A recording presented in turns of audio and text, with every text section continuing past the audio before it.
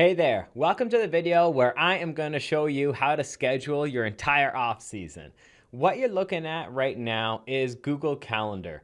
This is an app that you can get in your phone, your computer, your smartwatch, and it's something that I find incredibly useful for all things in life, but especially useful when it comes to scheduling workouts, scheduling your meal prep, scheduling when you need to be doing your mobility work, when you're going to be doing anything. I like people to schedule in their hockey performance activities just like they would schedule in when they're going to go to school, just like when they would schedule in when they have to go to work, just like you would not miss a doctor's appointment. I like people to schedule in their workouts so they will not miss their workout. I just think it's an incredibly powerful tool that way when you have something scheduled in.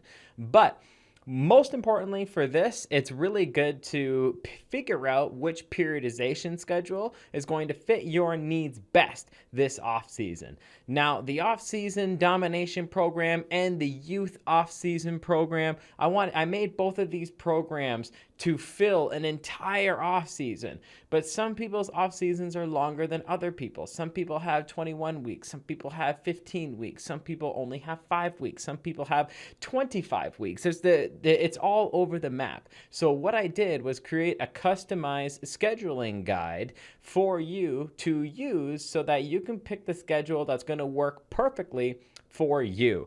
So having a look at Google Calendar here, you're going to see that there is a full monthly calendar here, and then you've got a weekly calendar here. And when you're in our members area, it's going to look something like this. And on this page, you are going to get access to a ton of information to change your performance and in a massive way to change what kind of a hockey player you are next year. But for this video, I want to talk about how to set up your off season. This is the button you're going to want to click. Boom. When you click it, a document's going to pop up and it's going to give you all the different scheduling options that I just talked about. So you were given a regeneration phase plus 6 different phases of training. So if you have 25 weeks, you would follow this exact schedule. If you have 23 weeks, you'd follow this schedule. 21 weeks, you'd follow this schedule. And what you need to do is essentially reverse engineer the process. You want to identify when in which schedule for this off season is going to work best for you. So let's say your hockey in season starts the first Monday of September, and you're gonna begin your off season training April 13th, 2020. Okay, so we've got April 13th, 2020 as the start date and the first Monday of September as the first day of the in-season. Thus, what would be the end of the off-season. So looking at my monthly calendar here, all I do is count. I just reverse engineer this thing. April 13th, and now we're counting forwards to the first day in September. 1, 2, 3, 4, 5, 6, 7, 8, 9, 10, 11, 12, 13, 14, 15, 16, 17, 18, 19, 20, 21. Okay, the first Monday in September is September 7th. That's day 1 of the in-season, and it took 21 weeks to get from April 13th to September 7th. So what I'm going to do is I'm going to look at my scheduling document and be like, okay, well, 25 weeks is a little too long for me.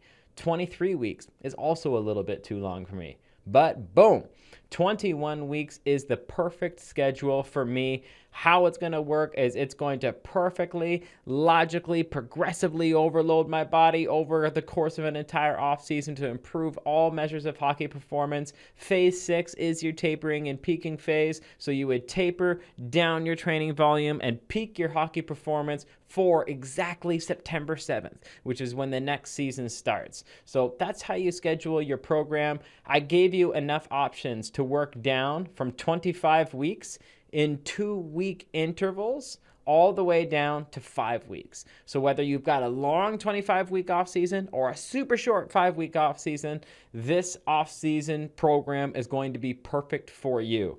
Now, some of you might be thinking, well, what if I have a 24-week off season? What should I do? I don't have 25, I don't have 23, I've got 24. What if I have 22? I don't have a 23-week off season, or 21, I've got a 22. So we've got an extra week in there. What I would recommend you do first is just add an extra week to phase 1. That's really what I would recommend. Add an extra week to phase 1. Now, let's say you had like a 30-week off season or longer. Well, then what I would do is just add an extra week to 5 different programs. So instead of running the 25-week option, which would have been the longest option, but you have a 30-week off season, I would add 1 week of training to each of the phases. But not the tapering and peaking phase. We're never going to add a week to phase 6 because the taper and peak should only ever be 2 weeks. Always remember that. If you need to add a week of training to every single phase, you've got a 30-week off season, then we're going to add 1 week to phase 1, 1 to phase 2, 1 to phase 3, 1 to phase 4, 1 to phase 5, thus making it a 30-week off season without ever adding a week to the regeneration phase or a week to phase 6. That's the 2 areas I wouldn't add a week to. Everything else I would add a week to. And then if you only need to add 2 weeks instead of 5, then I would add 1 week to phase 1 and 1 week to phase 2. If you need to add 3 weeks, then I would do 1 week to phase 1, 1 week to phase 2, 1 week to phase 3. If you need to add 4 weeks, I think you're getting the picture. You add 1 week to phase 1, 2, 3, and 4. Work your way from phase 1 towards when you're adding weeks in. Okay? That is how you're going to schedule this off season. Always let me know if you ever have any questions.